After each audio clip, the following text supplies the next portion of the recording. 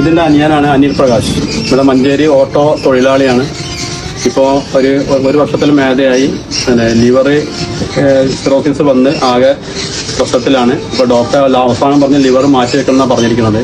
അതിന് വലിയ ബാധിച്ചമായ ഒരു സംഖ്യ ചെലവ് വരുന്നുണ്ട്. 53 ലക്ഷം പോലെ ചെലവാണെന്നാണ് പറഞ്ഞത്. 80 വയസ്സായ ഒരു അമ്മയാണ്. എൻ്റെ മകനാണ് അനിൽ പ്രകാശ്. രോഗിയായി കുറേ 2 വർഷത്തോളമായി ഇങ്ങനെ ചികിത്സിച്ച് ജോലി ചെയ്തും അതിൽ നിന്ന് കിട്ടുന്ന മിച്ചം കൊണ്ട് ചികിത്സിച്ചും കഴിഞ്ഞു. സാമ്പത്തികമായിട്ടുള്ള ഈ വമ്പിച്ച തുക നമ്മളെ കൊണ്ട് എങ്ങനെ താങ്ങിയാലും പറ്റാത്തൊരു സംഖ്യയാണ്.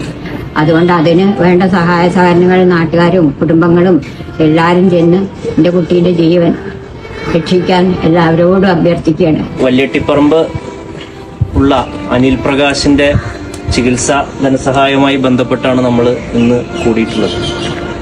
നമുക്കറിയാം, വളരെ പാവപ്പെട്ട ഒരു കുടുംബമാണ്.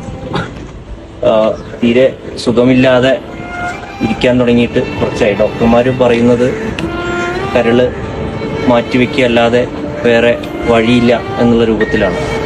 അദ്ദേഹത്തിനോ അദ്ദേഹത്തിൻ്റെ കുടുംബത്തിനോ സംബന്ധിച്ചോ അത് താങ്ങാവുന്ന ഒരു കാര്യമല്ല. നമ്മൾ അതിൻ്റെ അന്വേഷണങ്ങളും ബാക്കിയൊക്കെ നടത്തി കഴിഞ്ഞപ്പോൾ 53 ലക്ഷത്തോളം രൂപ അതിന് ചെലവ് വരുമെന്നാണ് മനസ്സിലാക്കിയിട്ടുള്ളത്. ഒരു ചികിത്സാ സഹായ നിധി ബഹുമാനപ്പെട്ട MLA ചെയർമാനായും ബഹുമാനപ്പെട്ട മുൻ MP TK ഹംസാക്ക കൺവീനറായും നമ്മുടെ ബഹുമാനപ്പെട്ട മുനിസിപ്പൽ ചെയർമാൻ ട്രഷററായിട്ടുമുള്ള ഒരു കമ്മിറ്റി രൂപീകരിച്ച് നമ്മൾ അതിൻ്റെ കാര്യങ്ങളുമായി മുന്നോട്ട് പോവുകയാണ്.